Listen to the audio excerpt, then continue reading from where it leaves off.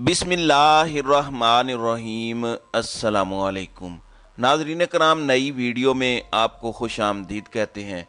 तबले जंग बच चुका है और अपोजिशन जो मर्ज़ी कहती रहे, शहबाज शरीफ, जरदारी और फजलुर रहमान यानी इनकी जो पीडीएम की हुकूमत है, इन्होंने फैसला कर लिया है कि इन्होंने लड़ना है।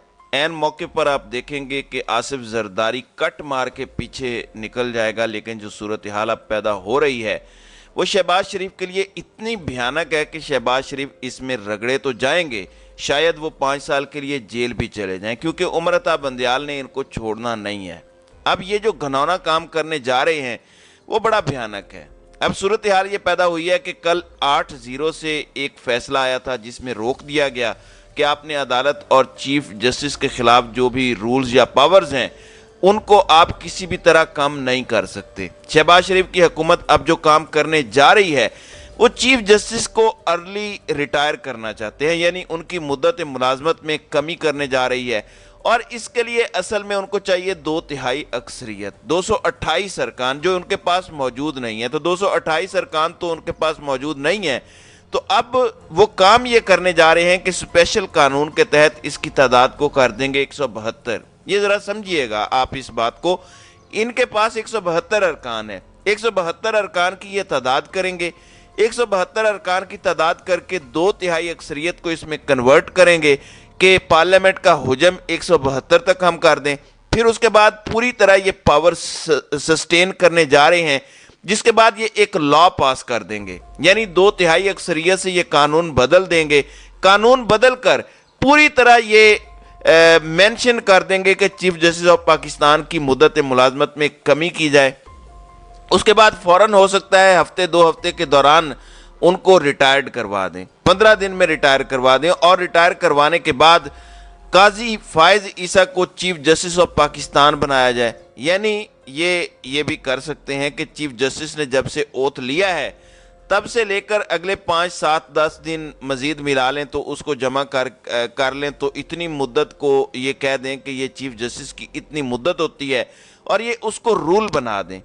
अगर ये काम जनरल बाजवा की दफ़ा किया होता तो बड़ा सुकून होता, उसको एक्सटेंशन ना मिली होती। और ये काम होना चाहिए कि जो अपनी मुद्दत मुलाजमत पूरी करे वो जाए। लेकिन अब आप देखें ज़रा कि चीफ जस्टिस को जो है वो ये उनके ऊपर जो है वो ये हमला करने जा रहे हैं, और ये हमला इतना बड़ा हमला होने जा रहा है, इतना बड़ा हमला कि अब लड़ाई होगी। असल में इनको ये बात समझ आ चुकी है कि चीफ जस्टिस ने इनको छोड़ना नहीं है। हमारी राह में अगर कोई कांटा बना हुआ है तो वो उमर अता बंदयाल है, और उमर अता बंदयाल को रास्ते से हटाएंगे, यानी उनको उनके ओहदे से हटाएंगे, तो उसके बाद काजी फायज ईसा आ जाएगा। वो तो पहले ही पार्लियामेंट के अंदर हमारे हक में तकरीरें करता फिर रहा है, वो तो हमारा बंदा है, इन्होंने तासुर ऐसा दिया है। और काजी फायज ईसा ने भी जो काम किया है उसके बाद पूरी कौम जो है वो उनके खिलाफ हो गई है। लेकिन इस सूरत हाल के अंदर आप अंदाजा कर लें ये कर क्या सकते हैं कि अब होगा क्या। या तो चीफ जस्टिस नोटिस ले लेंगे, एक पिटीशन दायर हो जाएगी और ये कानून फारिग हो जाएगा, क्योंकि आपकी पार्लियामेंट का जो हुजम है वो 341 है। तो 341 के अंदर ये कैसे ऐसी हरकत कर सकते हैं कि 2/3 अक्सरियत तो आपके पास है नहीं, तो उसका हुजम कम कर दें, ये वैसे ही फारिग हो जाएगा। आप अंदाजा कीजिए कितने डफर हैं जो इनको ये ऐसे बैठकर मशवरे दे रहे हैं कि तुम लोग ऐसी हरकतें करते फिरो। यानी इससे बदतरीन सूरत हाल आपने कभी देखी है। दूसरी जानिब आप ये देखिए कि इमरान खान से मिलने के लिए एक्स सर्विस मैन पहुंचे हैं, ये रिटायर्ड फौजी हैं, ब्रिगेडियर जर्नैल हैं, ISI के लिए काम कर चुके हैं। उन्होंने आकर इजहार किया है कि रिटायर्ड फौजी जितने ख़ानदान हैं वो आपके साथ खड़े हैं, यानी हम आपकी बैक पर खड़े हैं, आप बेफिक्र हो जाएं, हम आपके साथ खड़े हैं। फिर तीसरी जानिब नवाज शरीफ को देखें, उसकी हरम के अंदर से तस्वीर आई हैं। दुनिया का बुरे से बुरा इंसान भी, करप्ट तरीन इंसान भी जब हरम में उसकी एंट्री होती है तो वो ज़रा रिलैक्स हो जाता है फिर भी, और उसके अंदर थोड़ी बहुत आजिज़ी आ जाती है। नवाज शरीफ की शक्ल देखकर लगता है जो तस्वीर आई हैं कि वो शदीद डिप्रेशन में चला गया है। उसकी वजह क्या है? क्योंकि इन्होंने झूठ बोला कि वहाँ पर हम स्टेट गेस्ट हैं, हालांकि वो थे नहीं, लिहाजा हालत ये हुई है। दूसरी जानिब सऊदी अरब ने ईरान के साथ दोस्ती कर ली है, और वो ईरान के अंदर भी इन्वेस्टमेंट करने जा रहे हैं। इमरान खान के साथ उनके ताल्लुकात बेहतर थे, वो नहीं चाहते कि पाकिस्तान में ये हल्ला हो, तमाशा हो। तो इस सूरत में ये वहाँ पर जो गए हैं तो इनको क्लियरली पैगाम पहुँच चुका है कि पाकिस्तान के अंदर हम फसादात नहीं चाहते, क्योंकि इस वक्त खिते की सूरत हाल बदल रही है। चाइना के कैंप में सऊदी अरब आ चुका है, तो पाकिस्तान को अपनी पोजीशन वाजे करनी होगी और मामलात ठीक करने होंगे।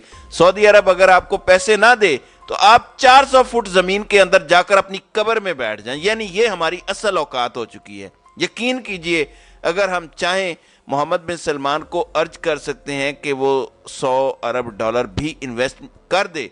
उसकी स्ट्रेटजी ये है कि पैसा जहां से बनेगा, अमन जहां पर होगा, मैं वहां पर इन्वेस्टमेंट करूंगा।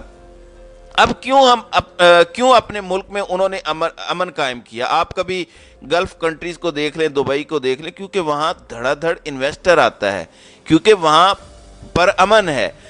दुनिया के अंदर यूरोपियन औरत, यूएस की औरत या दुनिया भर की औरतें वो कहती हैं कि हमें अगर कम सैलरी भी मिल जाए, हमें अपना मुल्क भी छोड़ना पड़े तो हम चले जाएंगे। उसकी रीज़न क्या है? वो कहते हैं कि वहाँ पर औरत को सुकून है। इसी तरह वर्ल्ड कप के अंदर देख लें, फिर सऊदी अरब में अमन देख लें, दुश्मनियाँ उन्होंने ख़त्म कर दी। अमन आता है इंसाफ से। देखें, आप अगर निचली सतह पर इंसाफ कायम कर दें तो मामला बड़ा बेहतर होता है। अब वहाँ पर इन्वेस्टमेंट आ रही है। आप अगर चाहें तो मोहम्मद बिन सलमान से 100 अरब डॉलर निकलवा लें, वो इंडिया में भी तो इतनी ज़्यादा इन्वेस्टमेंट कर रहे हैं। लेकिन क्या आपके मुल्क की हालत ऐसी है? यानी आप चीफ जस्टिस से लड़ रहे हैं और दुनिया आपके मुल्क में पैसा लगाएगी कि इनके मुल्क का तो कोई पता नहीं, यहाँ सारी इन्वेस्टमेंट ही ना डूब जाए। तो ये लड़ाई के मूड में है, और ये लड़ाई के मूड में नहीं बल्कि फसाद के मूड में है। असल में शहबाज शरीफ एमरजेंसी लगवाना चाह रहे हैं। शहबाज शरीफ की पूरी तैयारी है कि वो लड़ाई करे, यानी उसकी असल में तैयारी हो ना हो, उसके पीछे बैठकर जो लोग डोरियां हिला रहे हैं उनकी तैयारी है कि मुल्क में एमरजेंसी लग जाए। आप अंदाजा कीजिए, हुकूमती वकील सरेआम कहते फिर रहे हैं कि मार्शल लॉ लग सकता है, और मार्शल लॉ उनके नज़दीक ऐसी चीज़ है जो अवाम कबूल करेगी। हालांकि ये इनकी गलत फहमी है। अवाम खड़ी हो जाएगी, इनको अंदाजा नहीं है, वो कला खड़े हो जाएंगे, चीफ जस्टिस उसको उड़ाकर रख देगा। यूएस तक इसको तस्लीम नहीं करेगा, ना यूरोप, ना अरब ममालिक, पूरी दुनिया में कोई उसे तस्लीम नहीं करेगा। ये असल में इतने समझदार और इतने अकल वाले होते तो आज हमारे मुल्क का ये हशर होता। यानी आप सोचें, हमारा मुल्क 2 टुकड़े हो चुका है। हम बढ़ के मारते फिर रहे हैं कि मोदी को हम ये कर देंगे, मोदी का हम वो कर दें। मोदी का देखें उसने क्या किया है, वो एप्पल स्टोर खोल रहा है। 2 एप्पल स्टोर खुल चुके हैं भारत के अंदर, और टिप कुक वहां पर पहुंच रहा है। यानी आपने मोदी को कहा कि मोदी ने तो ये कर दिया, मोदी ने वो कर दिया, हम उसका ये कर देंगे। आपने आधा मुल्क गंवा दिया। माथे पर आपके शिकन नहीं है, कोई शर्मिंदगी नहीं है, कभी कोई कमीशन नहीं बना सके, सजाएं आपने नहीं दी। याह्या खान को सजा नहीं मिली, भुट्टो को इसके बरक्स जिस तरह की सजा हुई वो भी आप देख लें। जो असल कसूरवार था याह्या खान, जो उस वक्त की इस्टेब्लिशमेंट थी, सजा तो उसको मिलनी चाहिए थी, यानी याह्या खान को मिलनी चाहिए थी, लेकिन कोई सजा नहीं मिली। और फिर भाजपा का आज भी हीरो याह्या खान ही है। तो इस सूरत हाल में आप अंदाजा कर लें कि मामला क्या है। इन्होंने किसी सूरत चुप नहीं बैठना, ये लड़ाई के मूड में है, और असल में फसादात बल्कि दंगे फसादात करवाने के मूड में है। अब ये चाह रहे हैं कि चीफ जस्टिस से खुला तसादुम हो जाए, लड़ाई हो और पूरे मुल्क में अनारकी फैले। फजलुर रहमान असल में पीछे बैठा इनको साथ साथ उकसाता जा रहा है। वो कह रहा है कि करो, करते जाओ। कभी वो अपने आप को एंटी इस्टेब्लिशमेंट कहा करता था, आज वो प्रो इस्टेब्लिशमेंट है।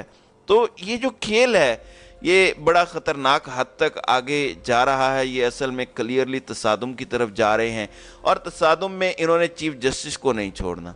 आप सोचिए कि मुशर्रफ इतना ताकतवर था, इतना ताकतवर था, अमेरिका उसके साथ था, पावर्स उसके पास थी, और इफ्तिखार चौधरी की कैंपेन के आगे वो घुटने टेक गया। तो इनकी औकात क्या है? ये तो मांगे तांगे की हुकूमत है।